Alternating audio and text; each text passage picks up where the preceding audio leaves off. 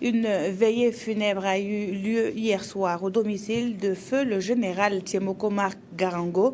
La mémoire de l'homme qui a tiré sa révérence le 6 mars dernier à Ouagadougou a été saluée par plusieurs personnalités, nous dit Aboubakar Sagnon.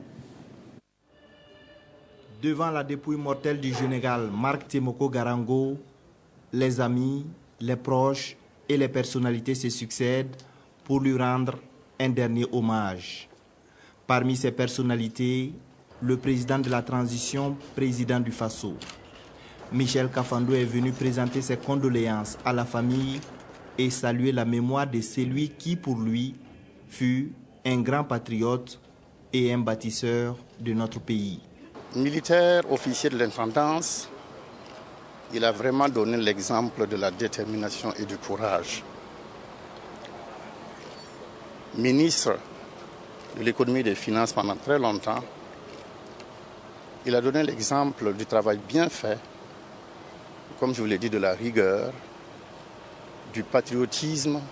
Ambassadeur du Burkina Faso auprès des États-Unis d'Amérique, il a véritablement représenté son pays et comme premier médiateur du Faso, vous le savez, il a contribué au dénouement de certains litiges et de certains différends. Au total, donc, c'est une vie bien remplie dont devraient s'inspirer les nouvelles générations. À la suite du président du Faso, le premier ministre Yacouba Isaac Zida, les membres du gouvernement, les présidents d'institutions et les représentants des corps militaires et paramilitaires se sont inclinés devant la mémoire du défunt. Tous gardent le souvenir d'un homme intègre, rigoureux et amoureux du travail bien fait. Chaque fois qu'il agissait en dehors de ses fonctions officielles, il reprenait sa vieille Mercedes et circulait avec cette Mercedes.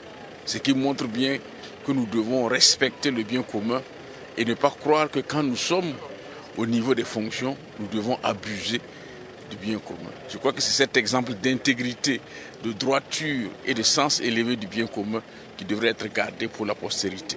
Quand un homme de cette valeur part, on ne le pleure pas parce que sa vie a été pleinement remplie.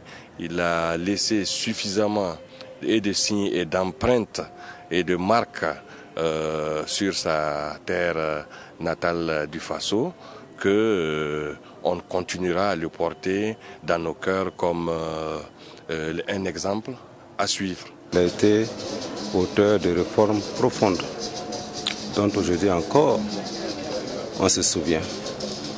Je peux dire que l'administration des finances publiques modernes burkinabé est son œuvre. Et donc,